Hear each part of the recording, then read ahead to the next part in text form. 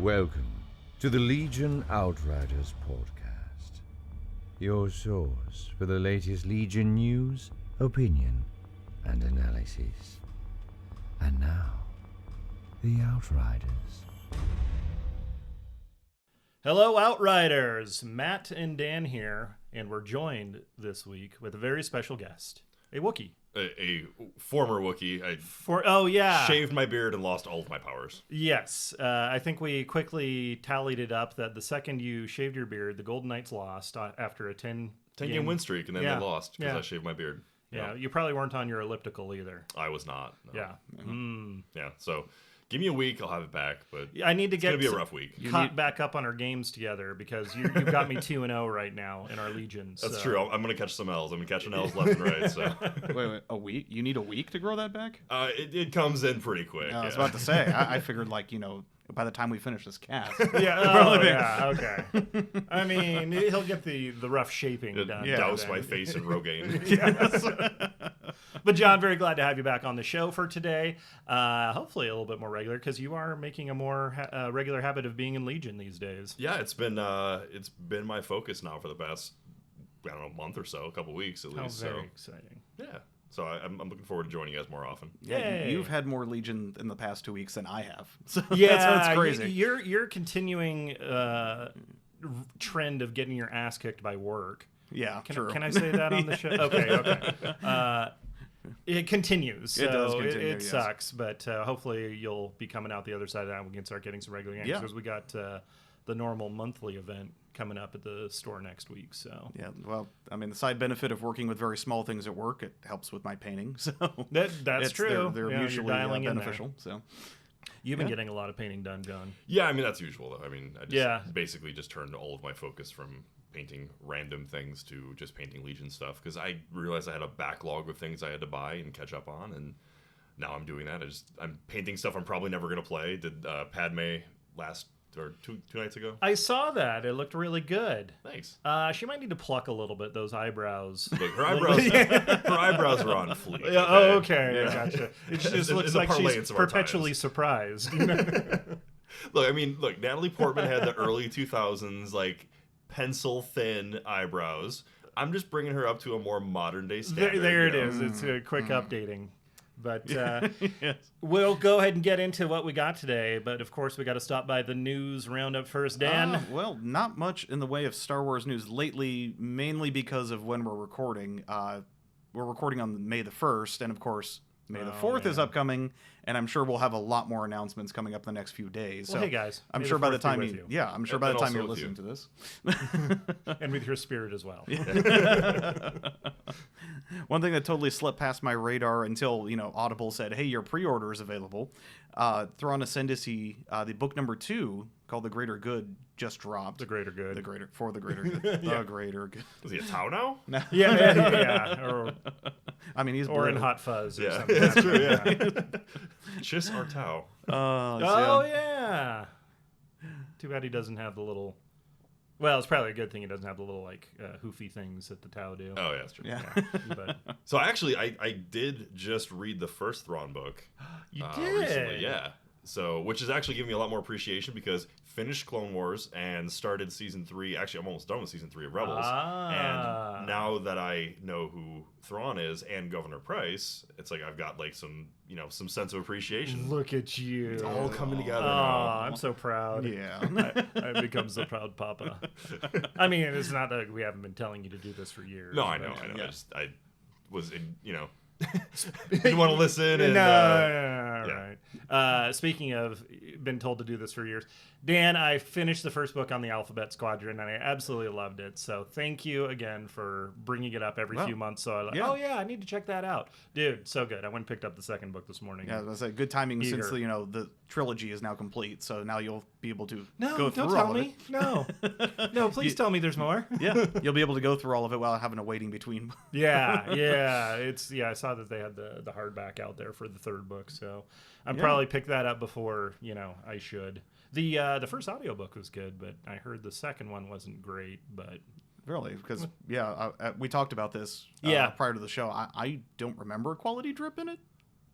At least not. It wasn't memorable enough to affect my enjoyment apparently of it was it. enough to get lose a 5th star on the Audible app. So it's okay. I was craving a physical book to read and collect anyway. People are going to find the smallest thing to complain about. That's what can true. I say? Yeah. Also, Star Wars fans complain about little things. Stop. No.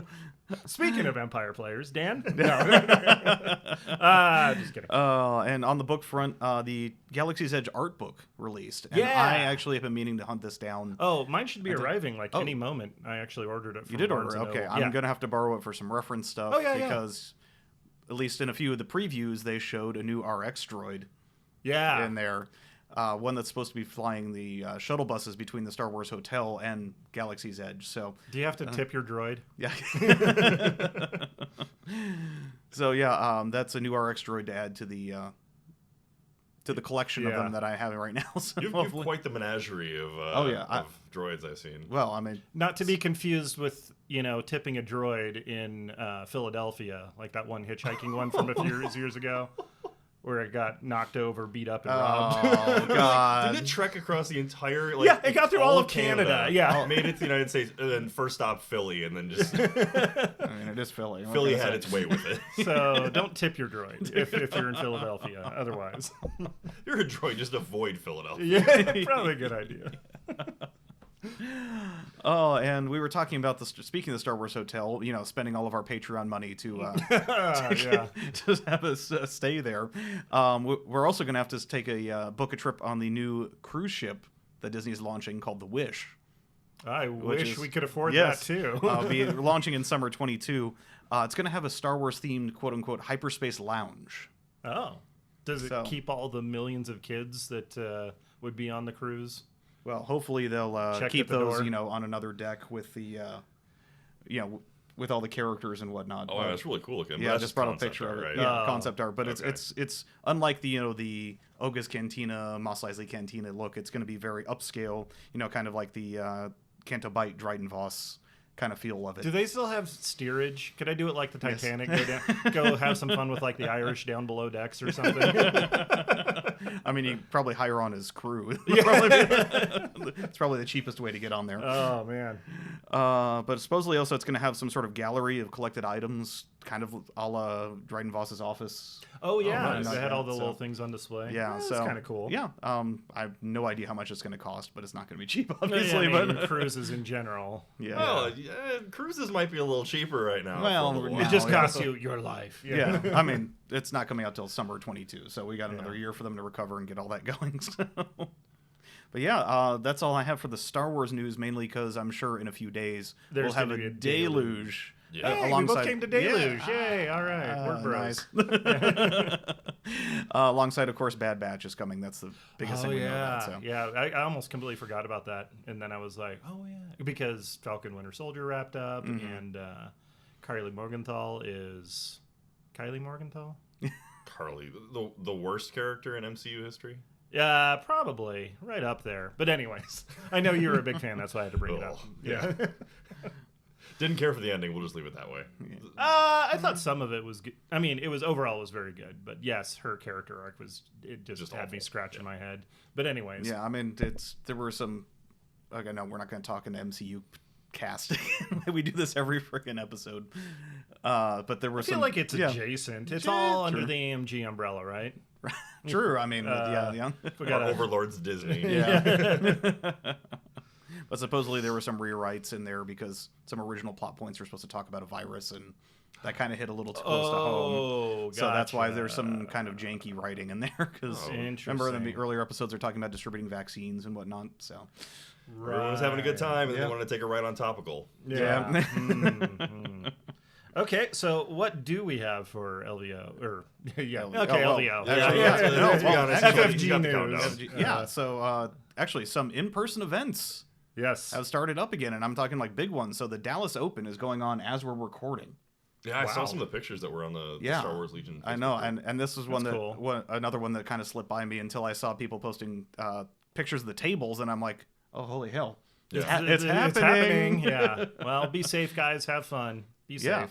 No, and I mean, I'm curious to see the lists that are coming out, because some of the pictures that are literally streaming on the Discord as we're recording right now are some crazy list compositions I'm seeing. I'm seeing an ATSD with multiple speeder bikes. There's a triple clone RT list going around there. Ooh, wow. And some awesome paint jobs too. So. Yeah. Well, I think so much of the competitive scene, and we can talk a little bit more about this later, but I think so much of the competitive scene that you've seen in the last year is based purely about what you've seen on Invader League. Yeah, that's the only data points we have, really. Exactly. So you're looking at what you've got for lists on the Invader League, and you've got very terrain-dense boards and stuff that are set up for TTS. Mm-hmm. And then you look at what they have in the Dallas GT, and I don't think they were sparse necessarily, but they're not nearly as packed as what you would see on TTS. So, something like an ATRT list may actually do a little better.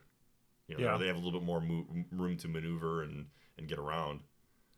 Dan, I see you furiously Googling on your phone. No, What's up? I'm going through the Discord here because I saw one interesting thing that was posted in the Discord was the faction breakdown, which is a little more interesting. Look at that. It's almost a 25%, 25%, 25% breakdown. So, I mean, Rebels are a little bit beefier than everyone else in terms of numbers. I'd like to see some hard numbers on this once they can crunch all that down. Yeah. But yeah. How many entries do they have total? I wasn't able to gather that at this point. So of the 6 people that showed up, no, no, it looks like it's pretty. Yeah, I mean, unlike what we saw in Invader League, which was 50% separatists. Yeah, a lot of clone lists and separatist. I guess it's a little bit different when you actually have to build and paint your army. It sounds fun having a 13 activation stat list or something till you actually have to get the models all put together and assembled. It's like, well, I've got my Empire ready to go right on the shelf right here. So exactly. Or you look at all the clone lists that were just featuring 6 units of Phase 2s. Well, I mean, good luck finding Phase 2s out there right now. Yeah, they're starting to come back a little bit, but you're not wrong. It's only been the last couple of months I think they've started to proliferate out again. If only we were in a European country that still had AATs and LLA and labs coming out. Wouldn't that be great? They probably have all of the Phase 2s as well. Hopefully later in May here. I mean, hopefully delays aren't too bad. Yeah. I know, I'm looking forward to picking up a few more of the boxes that I missed out on while I was gone. I was lucky enough to get an Anakin, thanks to the largesse of my friend over here. Hello, I'm still waiting for my Maul in return. Yeah. Oh, that's not happening? Fantastic. Well, it looks like I have a whole shelf of paint projects over there for you then. I was going to say, definitely have enough stuff to work on. But yeah, we're definitely looking forward to this event. I want to see the breakdown. And of course, coming soon, we'll have both the Atlantic City Open and then the Dallas, we are having the Dallas Open, the Lone Star Open. So Lone Star Open, yeah. Yeah, so both frontline gaming events. And then, of course, LVO, which is going to be in 272 days. Not that we're counting. Are you sure? No, we are absolutely counting every single dang time. But, the last bit of, tangential since kind of the game has left FFG, but some interesting FFG news. And I'm, Matt, as a former Game Store owner, I might need more of your input on this. Oh, okay. But the Game Center, FFG Game Center. Yeah, that was an interesting... My heart leapt in my chest for a split second when it was brought to my attention, because I do remember, Christian Peterson used to be like the FFG guy. So I'd go to a yearly event for basically game store owners to meet the people in the industry and all that. And I always enjoyed his talking points because you could tell he was really passionate about it.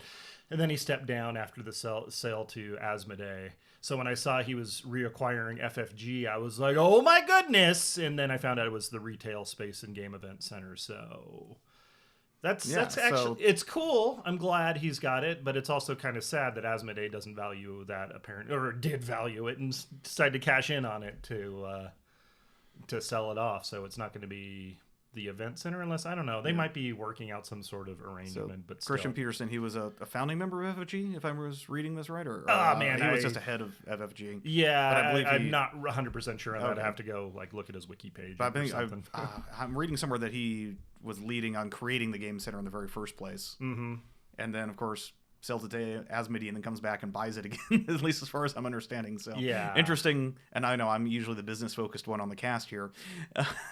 Yes, there's some interesting business shenanigans going on. Yeah, some things going on there. I don't know. It's kind of interesting, but It's cool to see him back, involved in at least somewhat the plight of the FFG, even if it's just from their old game event and retail center, which is a pretty big facility from what I understand. Mm-hmm. That's one in Roseville, Minnesota. Yeah. Okay. With the whole retail and the food service and everything. Oh, nice. I mean, yeah. Every time there's been a Worlds there, I've always heard people that went saying how amazing the food was there. Actually, oh, that's cool. But correct me if I'm wrong. I thought they had started moving Worlds away from there like completely, just because it wasn't quite big enough. For all the people. Back in the when X-Wing was the number one game for the company, their capacity was a little difficult there. Mm. So so maybe that's another reason why. But it is interesting. Mm-hmm. Anyways, John. Hey, what? Hey, what? Hmm? Huh? Go ahead. What else? I thought we were done. We got something else? Well, I mean, in tournament news, we got some TTS stuff going on. That's right. So did they have the finals yet? Not yet. It is actually tomorrow. Oh, yes, okay. Unless you are listening to this now, which I assume you are, in which it has probably happened. Yes. By the time we get this edited and pushed, it'll probably have already happened. So congratulations. Insert winner here. Yes. But Snyder, who's playing Republic, versus Inosadam, who's playing droids. So we're going to get a classic Clone Wars final on there. What was Inosadam's list? Well, funny you should say that. Actually, I got it right up here. It's the John, would you like to go through the list for us? So he's running triple staps, T-Series tactical droid for the commander, 6 units of battle droids or B1s, 2 units of B1 or BX droid strike teams, and a unit of BX droid commandos with vibro swords. Sounds like a boring list. No, I know you're not a fan of that. No, so I mean, I've been running. We'll talk about them a little bit, but I've been running some BX lists, and I just don't find them fun. But it's 13 activations, so it's. Is it the sniper setup? I'm assuming for the BX strike teams. Yeah. It's the triple stab 13 activation list that seems to have been very. I mean, there was enough of them. It could just be. I mean, not to take away from his skill and acumen as a general there, but there were so many of these lists. It seems going into it that it was only it seems natural that one should go to the finals. I mean, a lot of them were dropping off in the middle rounds. Yeah, I mean that's fair. So obviously he's a very skilled player, and. And I think he was the one that beat Michael Berry from the Notorious Scoundrels podcast. Oh, okay. Because I heard him talking a little bit about that. And it sounds like a lot of times the clones, the Rex Star clone lists were beating the high activation droid lists. Mm-hmm. But I guess he piloted it very well and did some stuff on turn 0 and managed to get a favorable setup. And props to him. You know what I mean? Like I don't find the list fun, but I'm also not somebody who's playing in the finals in Invader League. That's right. It's like you're not playing it right now, so it doesn't matter. So hey, props to him. And then it looks like the Snyder list that's not the one. Okay, so that's the one that's the typical like Rex Star. Is this the normal list or is it the director's cut list? The director's cut list? Yeah, for the Snyder. Oh, I'm not a DC person. That went right over my head. No, it was the R2 Rex unit, 5 units of Phase 2s. So actually, 5 units of Phase 2s, 1 unit of Phase 1s, Clone Commander, and Art Snipers. So, I mean, they're both very prototypical lists for what's doing well in Invader League. So. Mm-hmm. Congrats to them, and hopefully, hopefully it's a good match tomorrow. May the best general win. Yes. And last thing we have for TTS is our BFF of the podcast, Keegan. Yes. We have multiple BFFs. I was going to say, does LJ know about this? Wasn't he the one that got away? No, he's still around. I actually just messaged him before the thing, asking about the. I think the last time we talked to him, there's going to be some news on that soon. So I remember what last cast we talked to him. He said he was the one that got away, but it was a couple months ago. Over there, our friends over at Legion 99 are doing a TTS map making contest. Mm-hmm.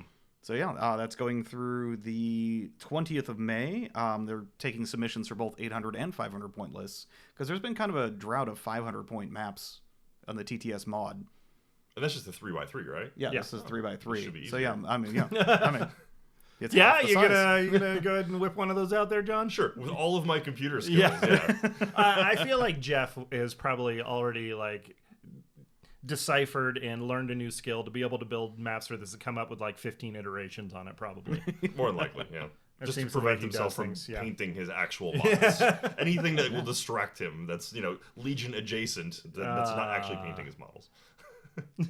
his painted models do look beautiful. Sorry, Jeff. Yeah. Have you seen his Mandos? Oh my god. Yeah, anyway. They're looking really good. Now I think he's going to be jumping into an X-34 project, because that one he was gushing about with the Sabine paint job. If you guys have seen that on the Legion page, holy cow. Yeah. Looks amazing. Beautiful. Yeah. But the top 5 maps of this painting competition, which is called Prep the Battlefield, by the way, I forgot to drop the name on there, will be featured in the TTS Legion mod. Nice. So it'll be bundled with the actual mod, so that everyone that downloads the mod will be in there. So yeah, Keegan's posted this all over the place on the Facebook, on the Discord. I'm sure we'll probably shout it out on our Facebook and all that. So. Yeah, so we'll have to give him a little shout out there. So yeah, Keegan. Good job. That's awesome. This is something that benefits the community as a whole. So did they have, or were they giving out ribbons? Gold stars. I'm sure they'll print something up from 6 Up. And yeah, that's fair. Yeah, that makes sense. Yeah, speaking of actually working with them now to get a full table printed up for myself using some of the Imperial Terrain things, and they've got an agreement with them, and they're printing it all up and sending my way. Can't wait to get a hold of it. So I'll have some pictures on that, because John volunteered to help paint that as well.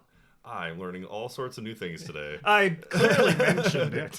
No, that's all good. I'm enjoying. I enjoyed painting up the Scarif terrain that we did. So yeah, that went up really nice. But wait, no, it wasn't Scarif. It was Jeddah. Jeddah, thank you. Yeah. Which one's Scarif? Scarif is the planet beach from planet resort. Yeah. Okay. Wrong one. Space Maui. Did you get copies of the Galaxy's Edge fuel tank?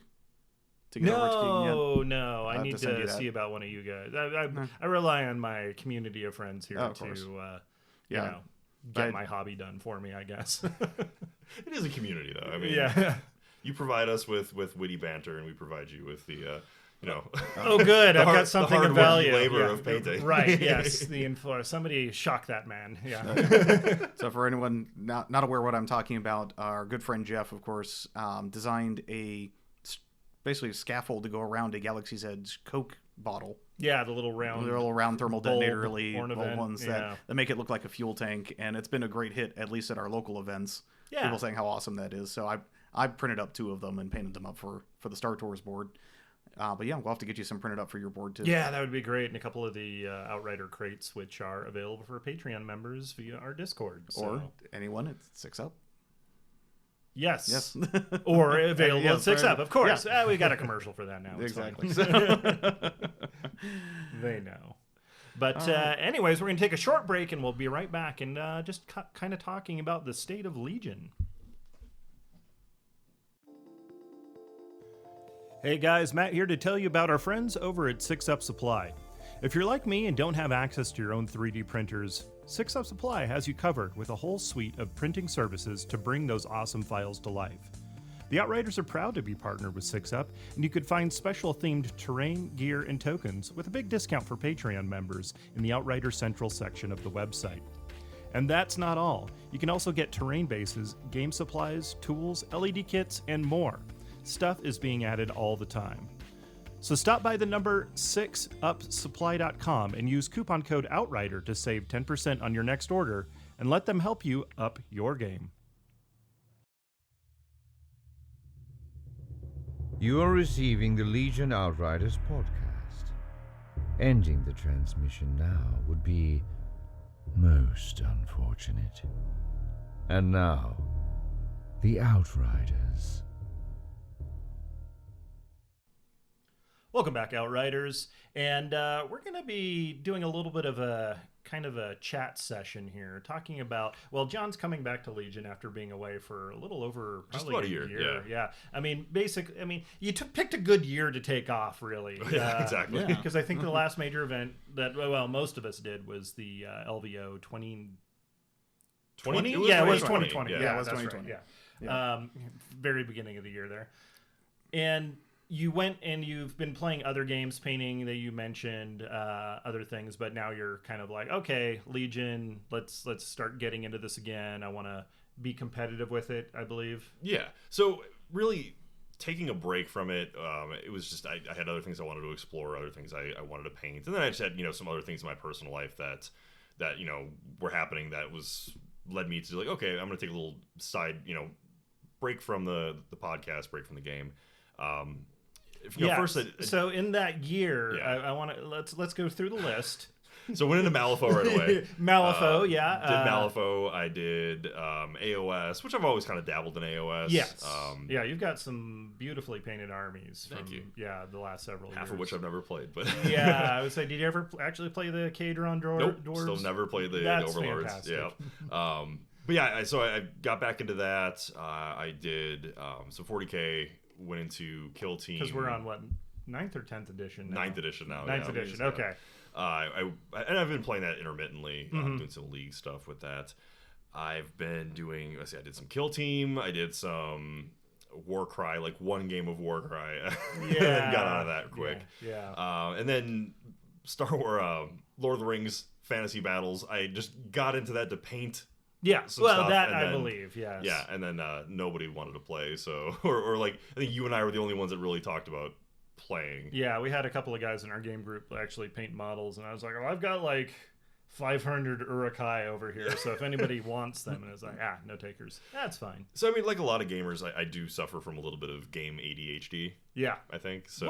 What's that like? Yeah, a little. Yeah. On the opposite end of the spectrum, there, Dan. Yes. What have you been playing? Legion and Legion and Legion. Yeah. Well, thank you for that. Exactly. That summation there.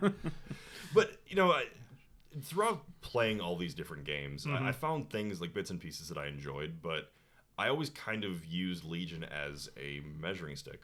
As a benchmark. As a benchmark for how the game ran. And I talked a little bit about this. I made a long-winded, self-indulgent Facebook post. Where Those are the best, though, right? man. Yeah. Well, at least you're not advertising for your MLM, so. Yeah, right. Look, hon. No, so some of the observations that I made that I thought really stuck with me about Legion, just the fact that Legion, you never feel going into a game that you're just never gonna win. Like you don't have that first, even turn 0, you can okay, face maybe you do. All right. I mean, you can walk into a turn 0, have a bad flip, and then have an unfavorable scenario. You can have an uphill battle, but you never feel like this is just I'm gonna lose this game because I don't have first turn. And that's the thing that like with AOS and with 40K. They are still doing the I go, you go, and you can end up drawing or getting second, being the second player and get alpha struck and never have a chance. Yeah, and you don't have that. I never had that once in Legion, where it was just like, well, the game hasn't even started and I've lost. Yeah, and it feels real bad because I've been on the receiving end. I think we did a Path to Glory League like a year and a half ago or so, and.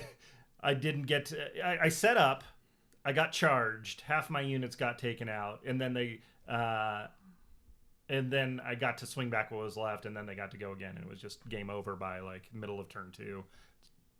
Okay. Yeah, and you can face some unfavorable setups. I mean, if you're running a vehicle heavy list and you end up getting something like sabotage the moisture evaporators or recover the supplies or something like that, and you don't have, or you've got too much terrain, or you box yourself in, something like that. Like, there's unfavorable scenarios, but honestly, I think that Legion has some of the best competitive balance. Good. From the games that I played. Well, that's awesome.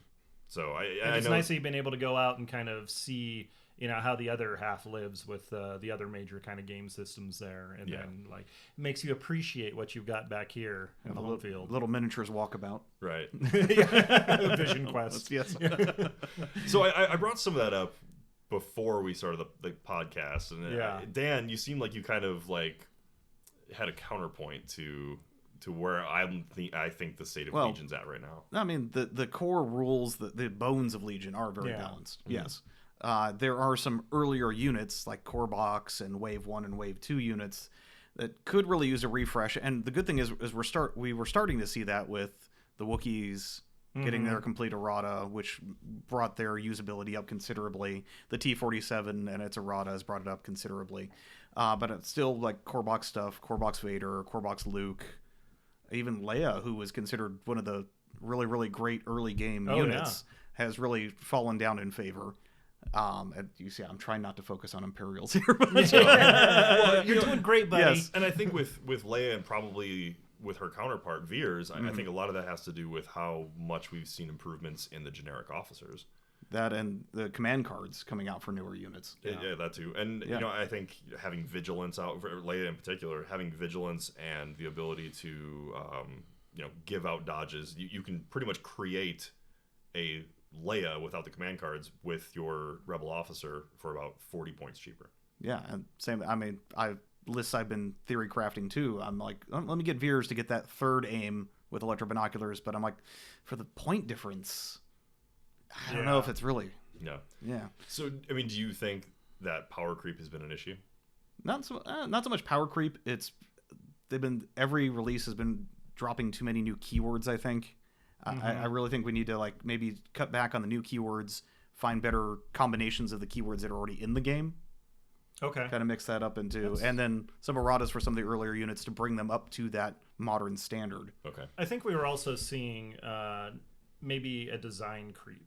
Or maybe not creep is the right, but more sophisticated. Like the designers are getting, and the testing are getting more familiar with the system they've created, realizing what they can do with it, coming up with better creative solutions, and some of the early iterations of those units, like you mentioned, the phase 1 stuff or the first wave stuff is kind of falling behind the wayside. So it's something I've been thinking about for a while. Is it time for maybe like a 1.5? Not going to a full new edition, because I agree with you. I think the core rules are very good. Or do you think that they should just keep correcting, as in the case of the Wookiee Warriors? From what I saw with the Wookiee Warriors, coming back, I played Wookiee Warriors consistently before they got this whole rebalance, and I still think they're very good. I don't think it was anything that was drastic. I mean, adding the duelist keyword, getting the aim to give them Pierce is awesome. I think that's great. The dodge part, honestly, when you look at the math on it, you're better off spending that dodge to cancel a attack than you are actually using it to prevent Pierce. Yeah, that's fair. With duelist, you get both. So yeah, but you still have to have a dodge token. Sure, so if you're spending that dodge token to cancel Pierce, you're better off using that dodge token to just cancel a hit. Is that just maths? Math. That's just maths. Okay. Yeah, I'm not sure where the balancing point on that is, but I mean, you figure even with Pierce, you only have like a 1 in 6 chance of actually blocking. Yeah. With the Wookiee defense die, that makes much more sense, obviously. Yeah, but I mean, having that option to use, spend an aim to give them Pierce is pretty cool. Like, I really appreciate having that. I don't think it's cool because you were killing my clones with that Pierce, and I did not like it. No, but I mean, I'm glad that they have a better place in the meta now. I think the way that they did that with a slight points reduction, and I think that's a good way of rebalancing. I'm with you as far as I don't think that the rules need to be changed at all. I think little tweaks here and there. I think something needs to be done a little bit with the clone token sharing. I think that's something that needs to be toned down a little bit. I know the token sharing. Yeah. Okay. I feel like they did that a little bit with the standby tokens. Yeah. Which was good. I don't know if it's maybe reducing or like putting a one of each type per turn kind of thing, or per activation. So, you're not able to spend 6 aim tokens or something like that with one unit. Dan, that's I'm looking at you. That's fair. I agree with this. Yeah. Do you? Yeah. Okay. Of course, I want to do kind of a meta context on all this. All the changes that have happened so far, of course, were done when it was still under FFG's house. We haven't seen how AMG is going to start curating the game. That's true, too. Yeah. Now, Luke Eddy's still on staff, correct? Yeah. Correct. So there's some level of continuity between the two teams. I know Alex is gone, though, so I mean that changes things a little bit. But from what I understand, towards the end of the FFG run, Luke was kind of more in charge of the. I think he was more of the face, but that just might be personality things out there. He's out there on Twitter and making posts and things like that. So could be. I don't know. I'm not we don't have the inside track on that kind of information, But one thing that I've noticed, because I went and picked up all of the new commanders. I bought what's his name, Agent Callus. I bought Lando. I bought all the new ones. And looking at the new command cards, they seem a lot more dynamic. They seem like they have a lot more things going on, which is cool because it adds more synergy. You got to plan ahead. But you look back to the early core box command cards. They were very basic. Oh yes. Luke's 2-pip was give two orders to 2 troopers and 2 dodge tokens. Oh yeah. So they were literally a sentence versus the paragraph that we're reading right now. Which they're still great. They still have a lot of play, but you're right. There's a lot more complexity to these new units that are coming out, which I don't have a problem with. But it does kind of make the learning curve for some of these newer units a little steeper. Yeah. I'm still trying to figure out I haven't played a game with Lando yet, and he was one of the units I was most excited to play with, but I'm still looking at it, I'm like, man, all right, so I got to figure out how to get these contingency cards in there, and how to play around the flaw, and these are all things that I never had to worry about. Extra layers of strategy have been added on, Which is not a bad thing inherently. No, not at all. But it does, like I said, it creates a larger learning curve for some people. Yeah, it definitely it'll favor the person that's gotten practice and reps in with Lando or whatever, if they decide, hey, that's my dude, like I have with Kenobi, and I'm struggling. I'm absolutely struggling. I love lightsabers. So any list I play of the 4 factions I collect, I always try to have some sort of Jedi in there, and it hurts because it feels, and I've talked to Jeff about this because he's got a lot more experience with the Republic and the Rebels and whatnot, but he hates it, and I totally understand his point of view. He always says, I don't want to have a quarter of my points from my army tied up in one unit that can just be deleted. And it happens. It absolutely happens. I mean, why tie up a quarter of your points in one model when you can tie up half your points in 2 models? That's what I'm saying. Let's go back to the Puppet Strings Vader Palp list. Yeah, exactly. Which I ran for a little while. Yes. But yeah, I'm more on your side of things. I like having that heavy hitting unit where you swing for the fences. Yeah, you've been playing Op Luke in a couple of games now, right? So the 3 games I've been back, I've played 2 games with droids using Maul and an AAT. With T-Series, or I'm sorry, with a T-Series commander with it, and the other one I played Op Luke, and they're different, but they both are kind of the same thing. I use naked units to pad activation count, and then I have a heavy hitting unit that if it works, it works, and if it doesn't, I lose. Yeah, I remember specifically during our game, it was like down to if I can delete Luke right now before he gets into my army, I win.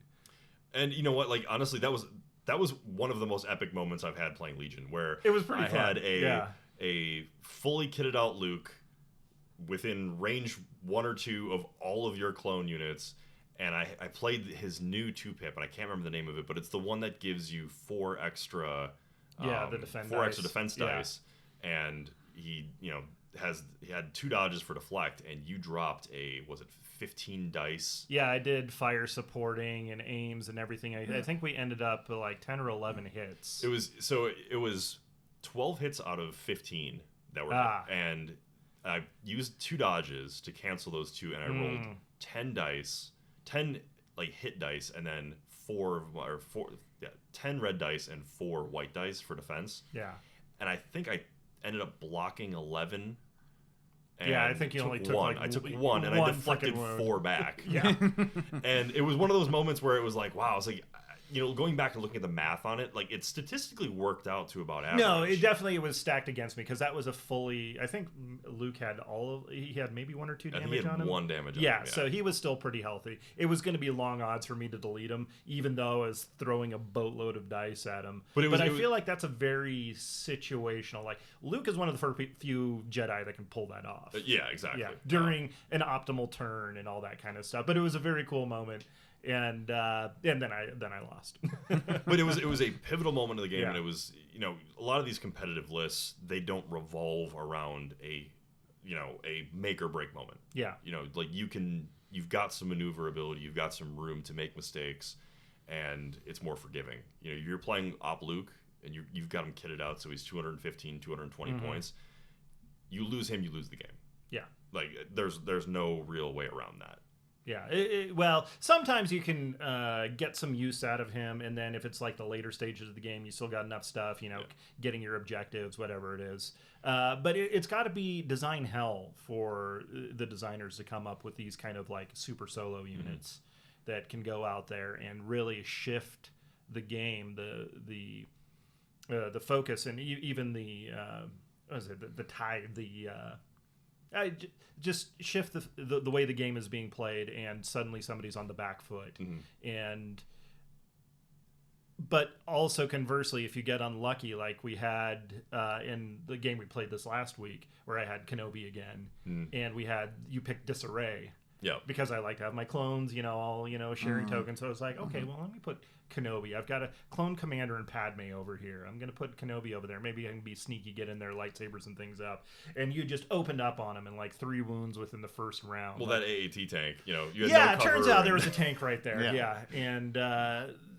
And I was forced to bring my very expensive model and play a lot more cagey with him than I would have liked to getting out there. And I wonder if that ended up costing me the game just via attrition. I think it did. I think because you had to spend 2 or 3 turns to like basically bring him back around to the rest of your group. Yeah. It prevented you from really doing anything with him. Yeah. And you basically were playing a 600-point army against my 800-point army at that point.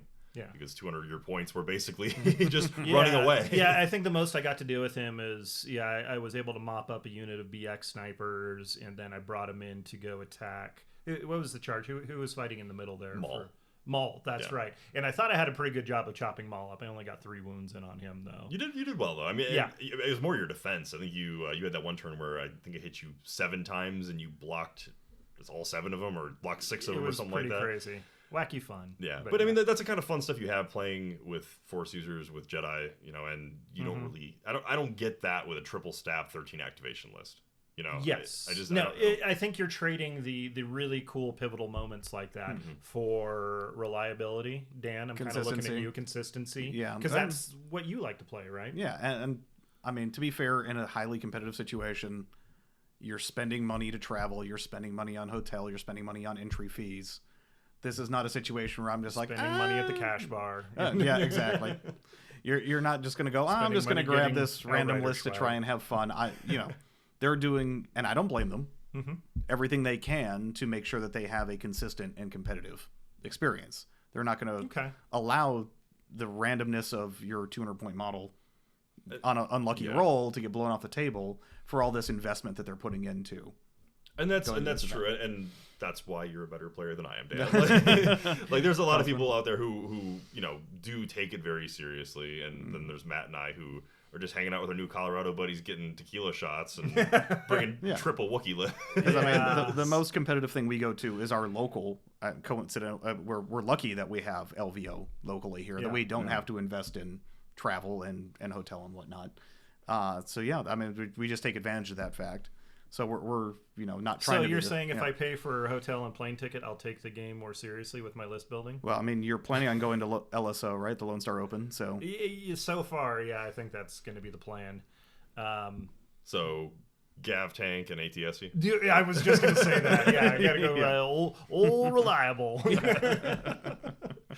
if it's not broke, don't fix it, right? Yeah. I mean, things have gotten reduced in price, so I can probably bring, who knows, maybe some other horrible unit. So I think, honestly, what you should do, and I don't want to tell you what you should do, but I'm going to tell you what you should do. Dude, make that Hoth list that you've been talking about doing. You did mention that. I was looking at my stuff. I actually not too far off it. I started playing around some lists. Of course, I want to put my special collector's edition Luke in there, but then again, it's all that costs again. Get those double T47s because they're they went down 40 points this last time I played. Yeah, they're 130. Incredible. Free harpoons. Yeah. So I mean, bring those two. Bring Jedi Luke or Commander Luke. Your special edition Luke model. Yeah. Bring some Rebel vets, with a paired blasters. That cheap activations right there. Okay, but how do I get the Tauntauns and the 1.4 FDs though? Because I got to go. You might have to drop the Tauntauns. I mean, if you want to throw them in there, we can work on. We can put some points in there. We'll do some list building, but I am actually seriously considering that because I do love the T47s. They're iconic and. they're just one of the. I mean, they were a great unit to add early in the game, and I'd love to see them flying again. Do I have to get Keegan's permission since he beat me with T-47s before at an official event? Keegan, reach out to us on Discord. Yeah, please. Was that was the first LVO too? Wasn't yeah, it? that was 2019. Yeah. Yeah. Man, that was. I think I've That was when relived T-47s were bad too. so bad. I was fighting for last place so hard. you missed it. You missed it by one, right? Yeah. Second to last. Yeah, I think it's stupid strength of schedule. Was that counting drops or no? Yeah. No, actually, it's been a while, but still. But getting back to some of the observations that I've seen since I've come back to Legion, dice pools are so much bigger. And yeah, you're getting, I think, because you left kind of at the early inception of the Clone Wars era lists, and you've now started to see some of the glories of fire support or the travesties of fire support. Yeah, but even within other units, so me being old school, I'm looking like I don't want to go under 10 activations. I don't. Yeah. I don't want to. I'm cool with taking naked rebel troopers. I'm cool with taking naked B1s because they're just going to pad my activation count. I use them to hold backfield objectives. But I look at a lot of the people in the community who are competitive minded, and they're shifting more to these 8-9 activation, kitted out core units. Putting rebel captains in there, or putting an extra heavy weapon and an extra personnel. Yeah. I'm seeing more of those in the meta, and to me, it's counterintuitive. But I'm not a competitive player, and I've been away for a while. Yeah. But you like that better. No, I like having smaller activations because I like to be able to pimp out my units, and also at the end of the day, it means it's less models to paint. So. Yeah, that's fair. But I mean, to me, I still look at it whereas I want to have as many activations so I can first last if I need to. Maybe part of that's because I play Force users. So why are you so averse to the 13 activation stab list? Because it seems like it's right in your wheelhouse. Because it doesn't have Dooku, Grievous, or Maul. Okay, so you still want to have the flash units. Yeah, I still want to. I still want a saber wielder. I still want to have maybe an AAT, like a heavy hitter.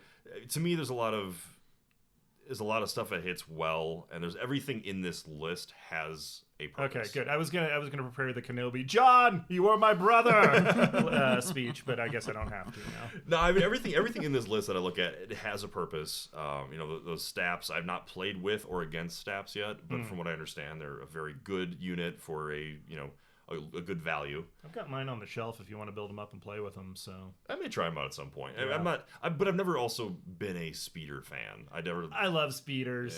Yeah, I do. Tauntauns are about as much as speeders that I get into. But I don't know that I've ever speeders actually. For furries, so. I don't think I ever shot with my Tauntauns. It's full ram. You go 100% full ram to the enemy. Like you've got time to sit there and dance around and shoot people. No, it's. I fear the day you get your reckless drivers. So I've been bouncing around with a couple lists for that. So I've got like my fun list, and then I'm like, all right, I'm gonna try this list out because I think it'll work. My fun list is still you put the reckless driver in there, you put comms jammer, you stuff it full of Wookiees, and you just drive straight into their gut. Okay, actually, you remind me of something I was going to ask you. Since you time warped yourself away for about a year, and then you're coming back. Yeah. Of the current crop of cards and upgrades and things that are out there now, what's been your favorite addition to the game? That I've gotten a chance to play with, or have eyeballed. I mean, Operative Luke. Oh, okay. Yeah, I mean, I never got a chance to play with him. He was so that unit, but specifically like any additions on like upgrades that you can take for units. That you think Vigilance. I mean, Vigilance is great, especially since I like to play Jedi and I like to play Rebel Troopers. With the nimble keyword, Vigilance is huge. I keep wanting to try Barrier. I've played with it once and I didn't get to use it. Thanks, Dan. So not to like critique the way that you play your list, but I think putting Barrier on Obi-Wan and using him as a more support role, I think would be a really, really good way to run that. Yeah, and that was originally when I started Gar. That's how I had him kitted out. But there's so much competition in those slots for upgrades and force powers. It's like, do I want to trade the Force Barrier? Because the one time I took it, I was playing Dan, and he just like, oh, you got Force Barrier? Cool, I'm just going to focus down Obi-Wan now. And I was like, oh, good. And then I never got to use it. So it's like, is that going to be something people take advantage of? They're like, okay, you spent points on this ability. I'm not going to let you use it and also take off your most expensive piece. So I don't know. I mean, there's a lot of really cool upgrades that have come out since then. Yeah. So, I agree. Vigilance is really, really nice. Yeah, and with the force powers like we're talking about, I mean, some of those force powers are. It's by far the most competitive slot of any of the upgrade slots. I would say you very rarely want to leave a force power slot unused. Yeah. And also, I mean, just seeing how much Master of the Force matters now. I mean, running Jedi Luke and having just even Master of the Force 1. Yeah. I mean, it opens up to using Force Push more often or using Force Reflexes more often. Yeah. Running that Rebel Trooper or the generic Rebel Officer with him, giving him Vigilance, and then letting Jedi Luke keep that dodge token. It's pretty nice, right? It's really nice, and that way I can use that Master of the Force to allow him to do multiple Force pushes. And we saw in that one game, I mean, I was able to do the old-fashioned, jump into one unit, Force pull another one into me, and that's really where he gets his most effective points back, I guess, is being able to do that.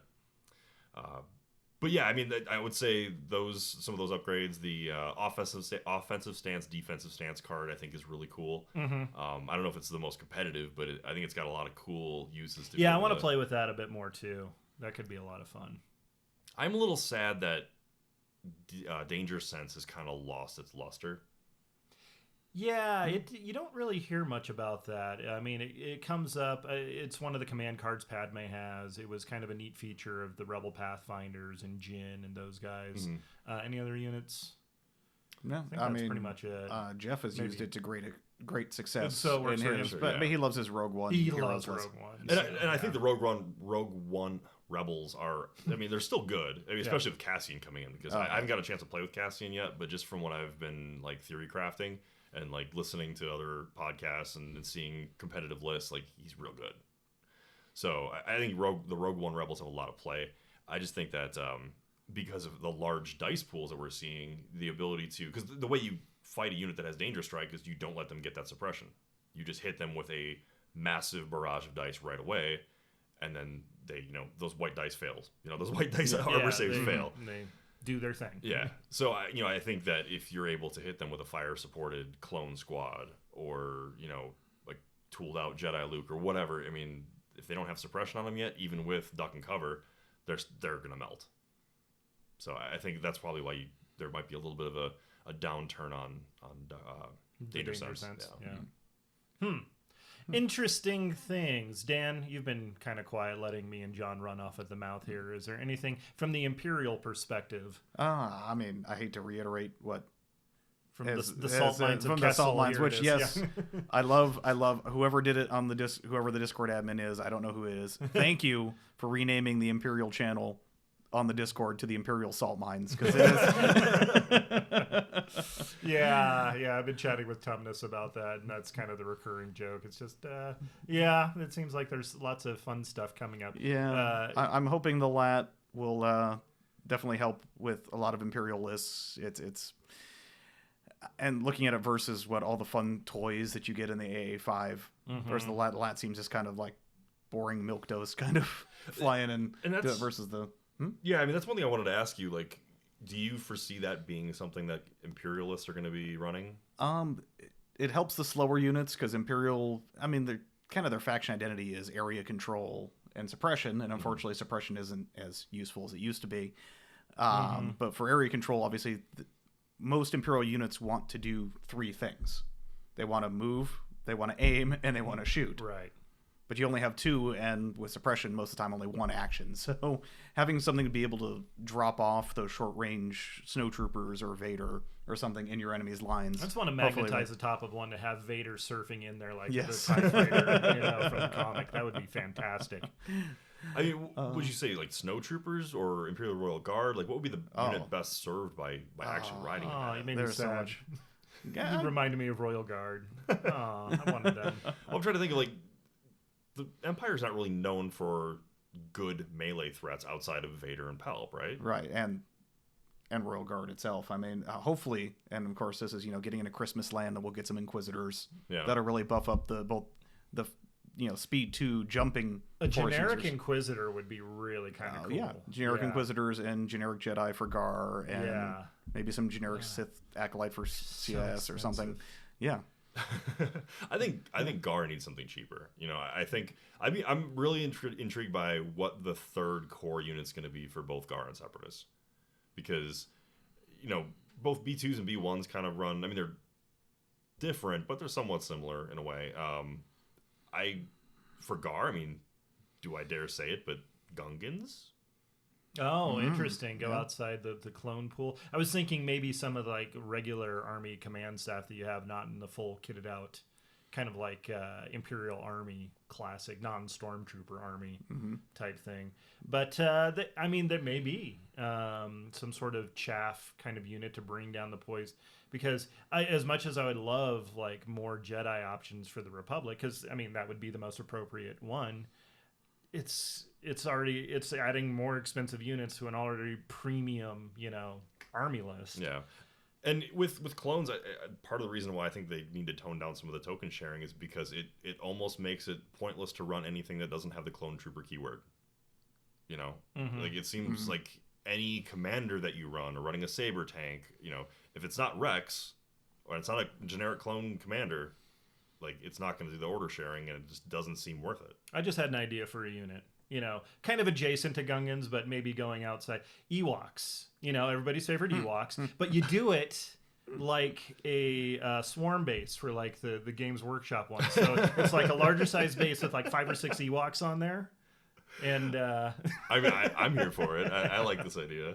Well, they're all fuzzy. So somebody recently, and I think it was on the Star Wars Legion Facebook page, somebody had done a custom pod racer where they had Ewoks. Basically, it was like 2 Ewoks sitting on speeder bikes with chained behind it a head of an ATSD. Oh yeah. Yes. I saw that. That's right. Matt LeBlanc was sharing that. I don't know if it was his or somebody he had found. Joey from Friends? No. Oh no. David. LeBlanc. Yes. Thank you. Yeah, not enough hair gel, I guess. Oh God, I got the last name right. That was you did. I knew exactly who you were talking about as soon as you said it. Okay, I'm like, Matt LeBlanc. Yeah. Yes. Oh, Joey, how you doing? Well, we've run the gamut on topics. Okay, I think we run it. Okay, so let's sum up here. Consensus is, I think the game's good right now. Maybe a little bit more rebalancing, a la the Wookiee Warriors for some of the early units would be good, so we can keep the variety up. It's fantastic. You know, from where we were at the beginning when it was like, okay, how many stormtroopers do you want to bring? All of them? Okay, also, fantastic. Yeah. 6 slots. I need 6 stormtroopers. Yeah, there it is. To where it is now. Just maybe finding reasons to bring those things back and get them on the table, which is fantastic. Yeah. Any final thoughts there, guys? Just along the lines of that, I mean, I agree with you. One thing that GW's done recently that I actually liked, and I think that they're doing well with 9th edition, is the new codexes that are coming out. There's a little bit of power creep, but there's no absolute must-take unit. And you can... They're actually paying attention to balance a little bit? A little bit. Okay. So there's not external balance, whereas like every faction is balanced against one another. Which is a fool's task, really, for the amount of armies out 30 different factions, and good luck with that. But there's really good internal balance with the new codexes, where you can run a Death Guard army or a Drukhari army, and you can field them in a number of different ways, and there's not going to be like one absolute build you have to go with. And I think that I'd like to see that happen with the Galactic Republic or with Separatists, where you can field these armies in multiple ways. You're not like hamstrung to doing just clone troopers.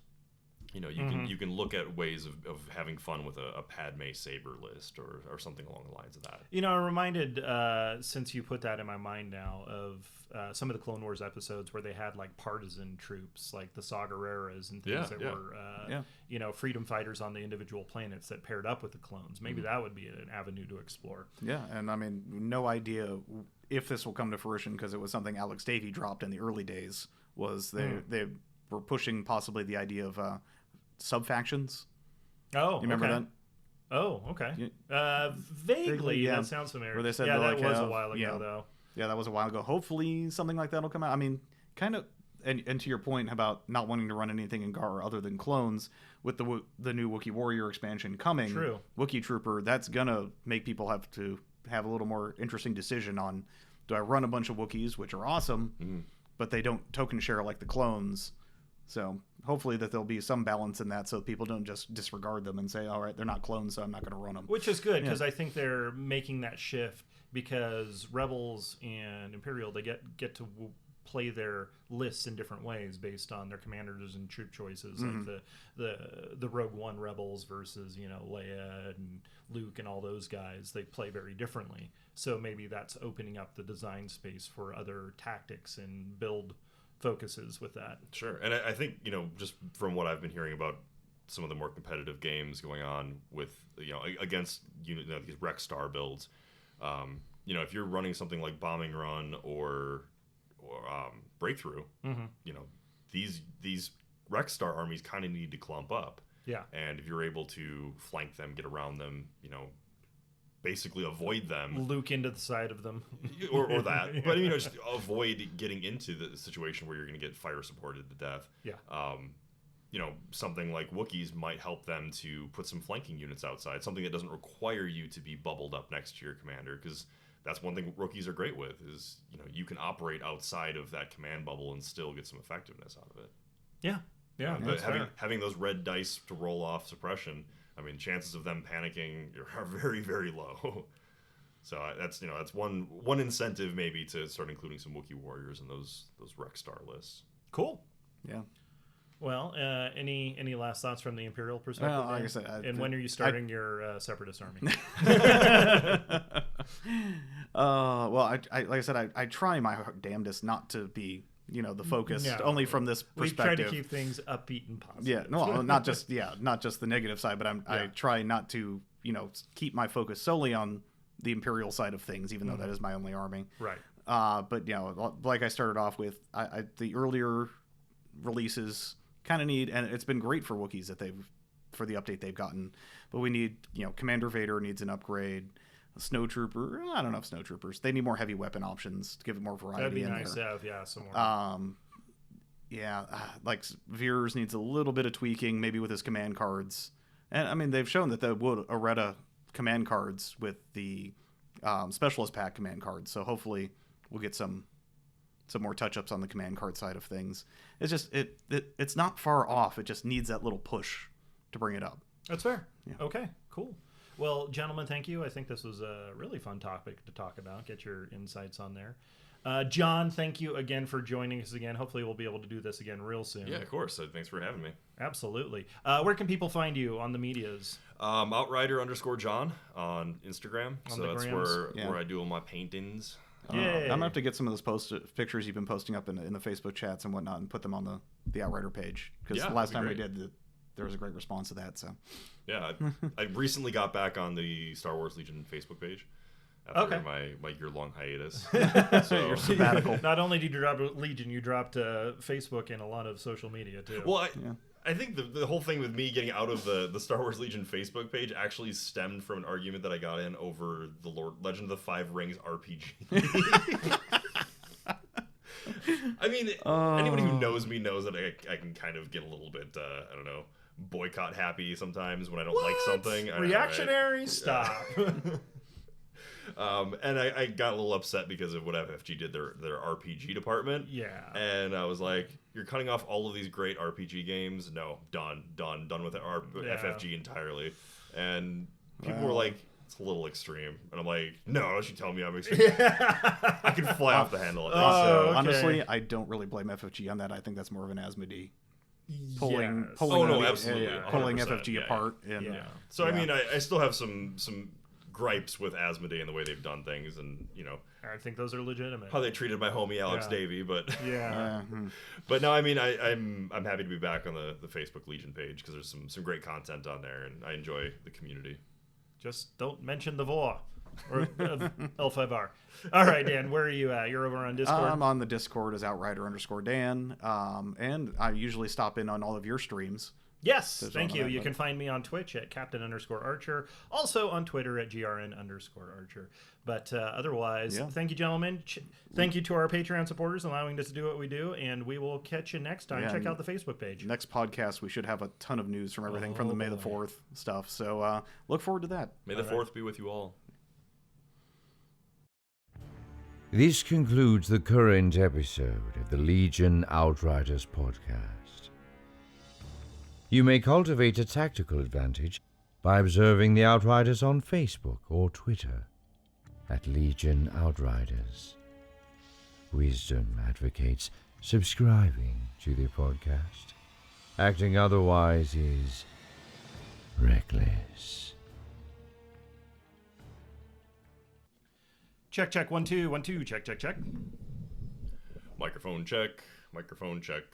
I am a pretty little princess. I am the very model of a modern major general. Good.